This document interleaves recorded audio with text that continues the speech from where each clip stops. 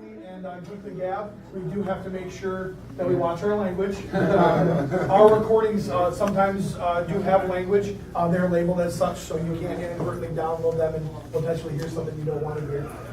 It's nothing crazy, but again, every now and again, you get fired up because Hasbro will not release this toy, and you let one slide. So yeah, you let one slide. So, you know, I can't believe Super 7 sent me a dented hat on my mustachioed muscle man. Man at arms and it still hurts. It's man at arms. Why would you bring that up? I still feel the stabby pain.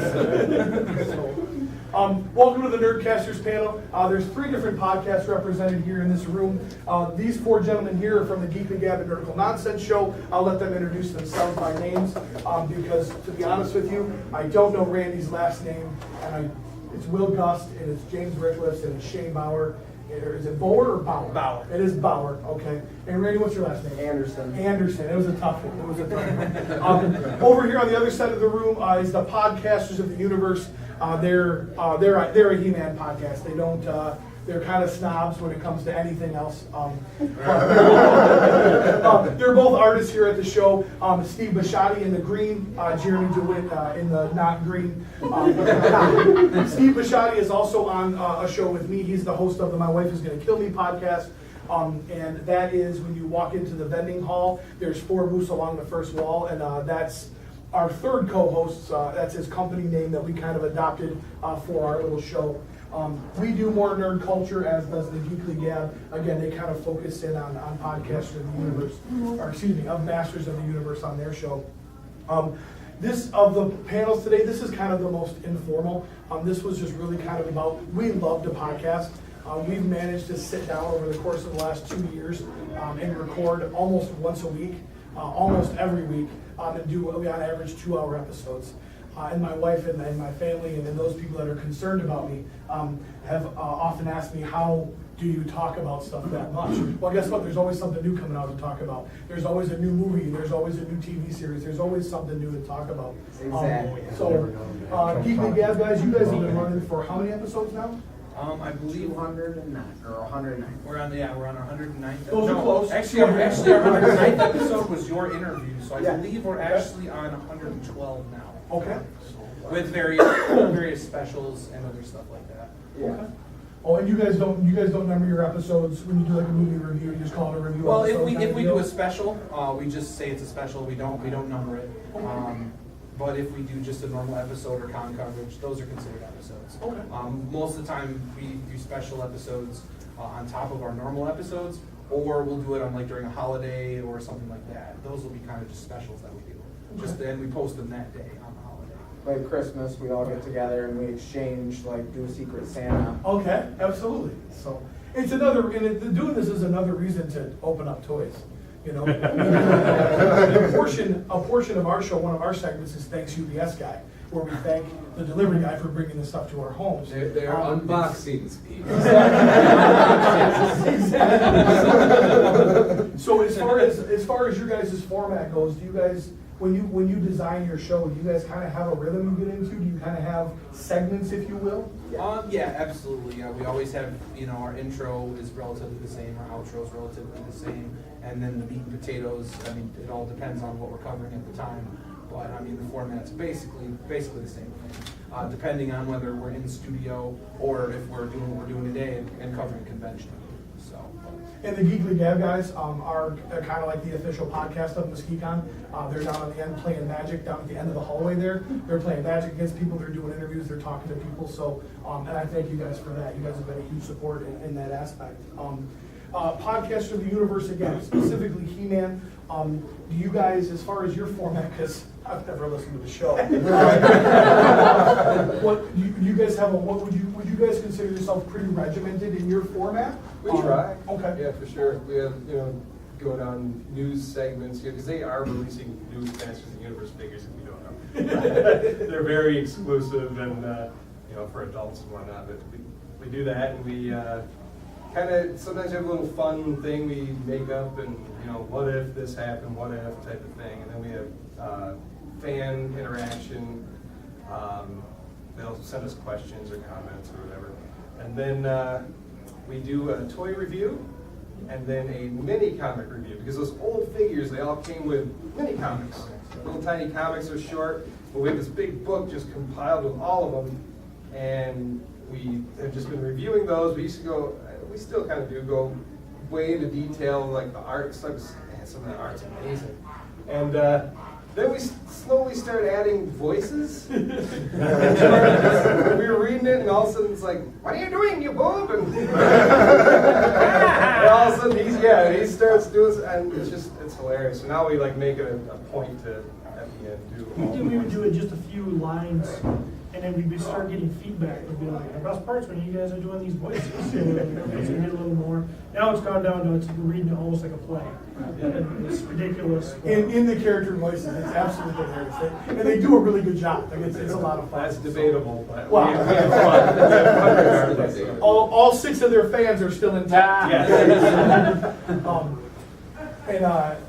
And one thing too, when you talk about wanting to listen to a podcast, we use various outlets just kind of to share that. I know that my wife is going to kill me podcast. We're on iTunes, Podomatic, and Stitcher. Are there any places that you guys use? You guys use SoundCloud? SoundCloud is our main hub for our actual podcasts. As far as just getting general information out, Facebook has been our biggest help for that. But we're also talking about venturing to iTunes, Stitcher, stuff like that. That's kind of the next step as far as spreading our podcasts out. Something we honestly probably should have gotten done already. But, There's a lot of legwork that goes into that. I can't speak to that. It Steven takes has us maybe handled 15 that, minutes so- to get on iTunes. yeah, Is that all it took? that's a lot of work. It's very easy to Okay. do. Right, The we had it for longest 3 days. part, the longest part is that they have to approve it. I don't know what they do, because, I mean, it's not content. I think they just, maybe they just make sure there's actual audio there. I don't know. Make sure it's something that actually exists and it's not just an hour of dead Right. space. Yeah. So, it takes a couple of days, and then you'll get an email that says you're approved and you're on iTunes. So, And to take a step back, even from getting it from the recording to getting it where someone can listen to it, one of the coolest things about podcasting is anybody can do it. I mean, no disrespect to myself or anybody in this room, but none of us are electrical engineers. None of us are producers. None of us are those things. But we're just groups of people that have a passion about something that we like to share our opinion. We love the audience interaction. The My Wife's Gonna Kill Me crew, we do a ton of interaction, listener questions and different things. But it literally takes, I think the app that we use on the iPad is $9.99. And if you plug a microphone into it and you can record a podcast, it's really that simple. We actually use a different style setup. Podcasters of the universe and My Wife Is Gonna Kill Me use. Each person has their own microphone that's run through a mixer, and then into a very basic recording program.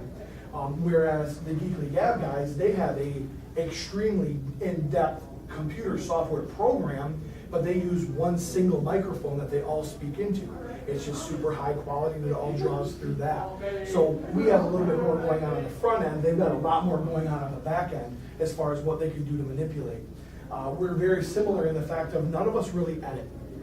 We don't go back through and spend a lot of time cutting out a few seconds of dead space here. It's just kind of, you're going to get what you're going to get, and you kind of experience it in that moment. it's kind of a rarity from what I listen to a lot of podcasts. That's what made me want to podcast.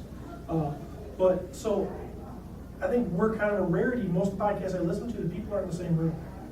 They're always doing it over Skype, and they're doing this, and so then you get these awkward pauses. So because there's delays and everything when they're talking to each other, so you'll get these gaps in there, which a lot of them will talk about their editing process taking so much time because their podcast sounds awkward.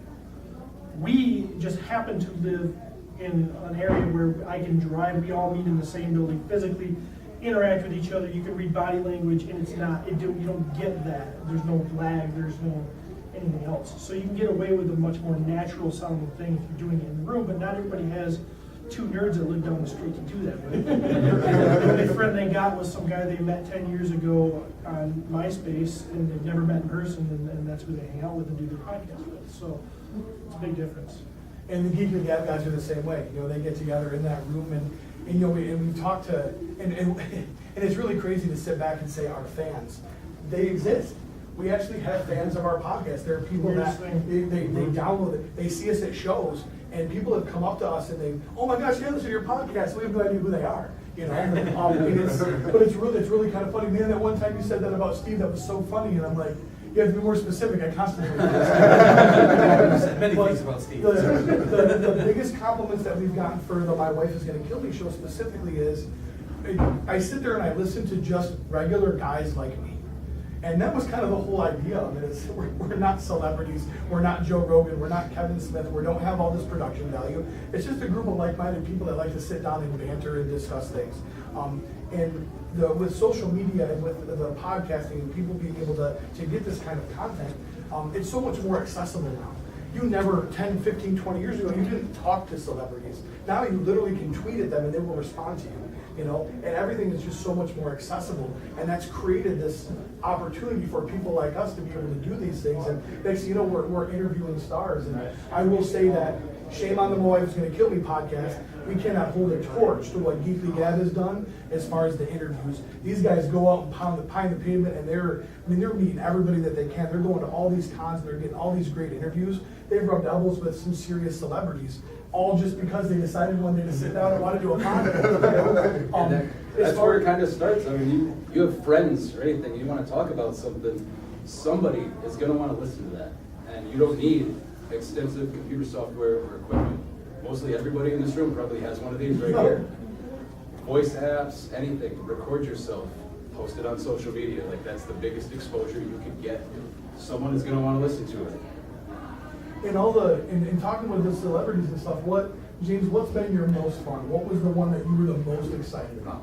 Most excited, I think, was just about a month and a half ago. We were in Sterling Heights in Detroit. There was a Comic-Con called Astronomicon.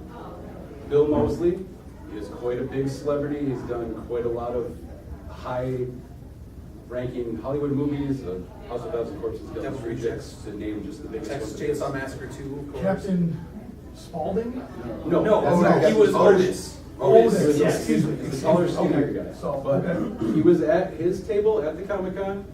There were a few people getting autographs from him, and he looked like he was getting up to go away, go do something. And we had a second guessing between us, like, should we go ask him for an interview? Maybe this is a good time, maybe not. We're like, well, let's just go do it. Most he's gonna say is, no, not right now, maybe come back. Best advice he gave all kind. We walked over to his table and we said, hey, do you have a minute? Would you like to do an interview with us? Anytime today would be great. He said, well, I'm going to get something to eat. If you'd like to come back about 15 minutes, I should be good and set. We can do an interview. And he looked up and second-guessed himself for a second and thought, why don't you guys just come with me? Come walk with me. We'll get something to eat together, and we're just going to hang out and chat. Awesome. So he took us back to the craft services celebrity room at that Comic-Con, and we just said we had lunch with the celebrity and then did a very impersonal interview with them. It was just like sitting down on a couch with your friend.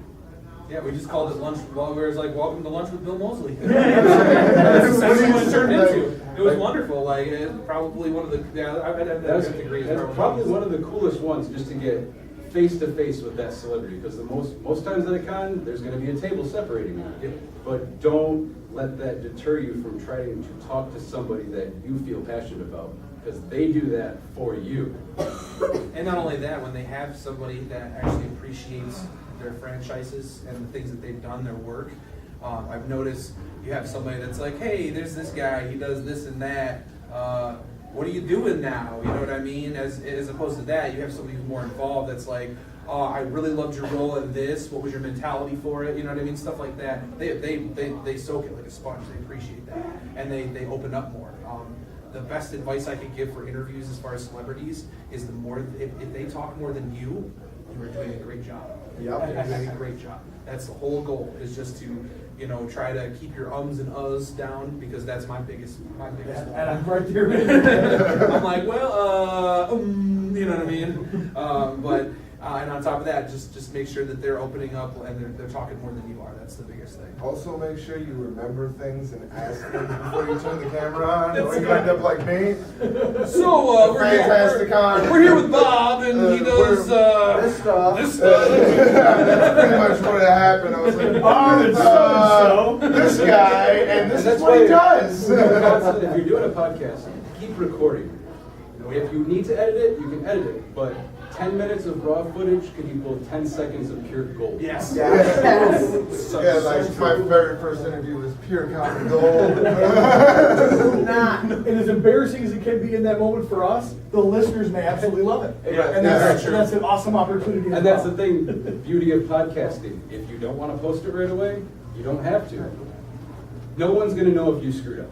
No, we're the only one that's going to know. And once you get into it, make sure to check like whatever source you have coming in for press releases. Because that got me and Shane a personal interview face-to-face with Kevin Eastman. Yes. Because it was supposed to be a press conference and nobody else showed up besides us. Yeah, total missed opportunity. Which, yeah, I was saying that. I had to listen to these guys brag about how great it was because I didn't get the email. Personal one-on-one interview. He's like, yeah, I know. I got the interview, the email too late. I would have probably thrown a punch had I not liked these guys. So. What about you guys? You guys done? I mean, I know with podcasters, there's been at least a couple over the phone, hasn't there? As far as We had We had the interview with the Filmation guys. We had Yeah. there was a couple guys at the Grand Rapids Comic-Con. I can't remember the name. Thomas Cook was one of them. Yeah, John and Cook then and Mike Todd. Michael Todd. Yeah. Yeah. We interviewed those guys. You interviewed those I guys. interviewed them. And that was cool. That was, how often you get to sit down with a guy that drew the cartoon you loved the most when you were a kid. That's kind of cool. On My Wife's Gonna Kill Me side, we've had a few. I got to interview all the voices of the original Ninja Turtles, which one of them just happens to be the voice of the 2000X version of He-Man. You also Leonardo and Cam Clark. He-Man. Cam Clark Yes. did both. double win? Double win. I've interviewed the guy that did the original voice for Lion-O and the Thundercats. Got a couple artists. And what's great about those is these people, they're voice actors. They use their voice to make money, and they will do cool things for you. So, like, you open up for our podcast, Steve has these guys saying, and actually talking in the character's voice, introducing them. You're listening to My Wife's Gonna Kill Me podcast in Lion-O's voice, in He-Man's voice, in Donatello's voice. And now, Starscream. yeah, and then so now the listener picks it up. They're like, "Well, that kind of sounds legit." No, it's not legit. We just got super lucky. That's something we always try to endorse when we do celebrity interviews. Like, I'll throw out probably my favorite interview we've done. I went to Motor City Comic Con just as a fan. Was not there officially as press or anything like that. Having one of these, I will say, also makes you quite legitimate having your own main press pass. Because if you're not, I just had this thing on. And I wasn't trying to fool anybody. I walked up, I gave him a card, I said, hey, love everything you do. We are not here officially as press, but we'd love to do an interview with you via Skype or on the phone, whatever works. And we talked to Jason David Frank, the original Green Ranger. Okay, and it blew my mind how amazingly nice this guy was. Like, if you guys ever get a chance to meet him, I believe he will be at Indie PopCon this year, which will be probably the closest spot he'll be stopping. Go and meet this guy. He's amazing. As long as your name's not Jean-Claude Van Damme. But basically, we walked up, we approached him, said we'd love to do an interview sometime, and he instantly was like, "Why don't you guys just come back to the booth later when it's empty?" And we were like, "Yeah." So and it's a game. You see people coming up, you be like, "Hey, go ahead. We're waiting for an interview. Go ahead." And they're like, "Oh, cool." So they go and they do their thing. Gotta be patient. That's the biggest thing. Always gotta be patient with that type of stuff. About a half an hour later, I was standing there interviewing one of my favorite Power Rangers of all time, you know what I mean? And the fact that I'm wearing a Power Ranger shirt, I'm knowledgeable about this, his Mighty Morphin Life thing that he's doing, on top of all the stuff he's doing with Bat in the Sun. You definitely do your homework, would be another thing. But it was just amazing how nice that he was, and he didn't have to give me an interview, he didn't have to give me the time of day. But just, as long as you approach him and you're very sincere, celebrities will respond to that. There are celebrities that you'll notice not having the best day that day. You will catch a couple grumps every now and again, and you know that might be something that happens with them in the con circuit, or it might just be a bad day for them, you know. But don't let it hinder you from asking for stuff like that. Like you're saying, like, you know, this is Cam Clark. You're listening to so and so. We get those all the time. Jason David Frank gave us one of those. You know, at the end of the interview, I was like, "Oh, we'd love for you to do a spot for our show," and the worst thing you could get is a no. You know what I mean? So it's always worth asking regardless. And he gave us one, you know, it's Jason David Frank, the Green Ranger, and you're listening to the Geekly Gavin Nerdical Nonsense Show. Even gave an evil laugh and said it was morphin time at the end. Wow, that's it right It's there. awesome, man. And that's what it's all about for us. You know, we love all aspects of what we do. It started with reviews, and now we get to go to Comic-Cons and meet all these cool people, you know, regardless of if it's a 2-minute interview, you know, you'll never know what you never be able to expect what you're going to get. Referring back to Astronomicon, we went and talked with Tony Moran. He's one of the original people that dressed up as Michael Myers. There was about 7 guys in that costume the first movie they did. He's the one that you actually got to see his face at the end of the film. That's Tony Moran. Brothers Aaron Moran, Joni from Happy Days, and Joni Loves Chachi. But yeah, we sat down with him. I could do your research. Yeah, I could have know that stuff. Exactly. You know what I mean? Your research is a very good thing to learn. No, but we sat down with him. I was expecting maybe a 5-minute interview. This guy got on here and gave us 35 minutes of pure gold. Pure gold. He's like, I can swear, right? I'm like, sir, we have 3 rules, and swearing's one of the rules. And he goes, oh, we're going to have fun today. And he literally gave us 35 minutes of just, I don't think we had a better interview. I don't think so. We interviewed Jason Mewes, we interviewed Booker T, the Godfather wrestler, you know, from WWE, and just all these amazing people, Bill Mosley, and I don't think anything even Ming Chen from Comic Book Man. I don't even think none of it touched that 35-minute interview, because it was just, he was like, oh, I'm among my people. I can swear here? All right. You know what I mean? And he just Take off the con mask for a minute around the little kids' arm, you know, bald pun intended, he let his hair down. Right. So that's always something good to remember when you're doing interviews like that. Just as long as you're respectful of them, and just, you know, worst thing they can say is no, honestly. The best thing they could do is maybe walk around town with you, actually leave the con. That happened with Bob Camp and his wife. Yep. Creator of Ren and Stimpy. One of the artists for Ren and Stimpy. We got to walk around with him and hang out with him. That was wonderful. Just walk around Grand Rapids, hanging out with him and stuff. You know what I mean? And that's the You gotta best. step up your game, man. All you do is manage to insult Larry Hama. Hey, can you draw this figure for me? Yeah, that's kind of why I'm here. That wasn't part of the interview. No, I know, but it was great. Now, this may be a faux pas. That was because- just me nerding out. This may be a faux pas because I'm not sure how you guys feel about the film. But do you guys end your podcast with Good Journey? No, because all the other He-Man podcasts do. Oh, do they? So we were like, no, we're not going to do that. So He came up with it on the fly in the first episode. yeah, It it will was.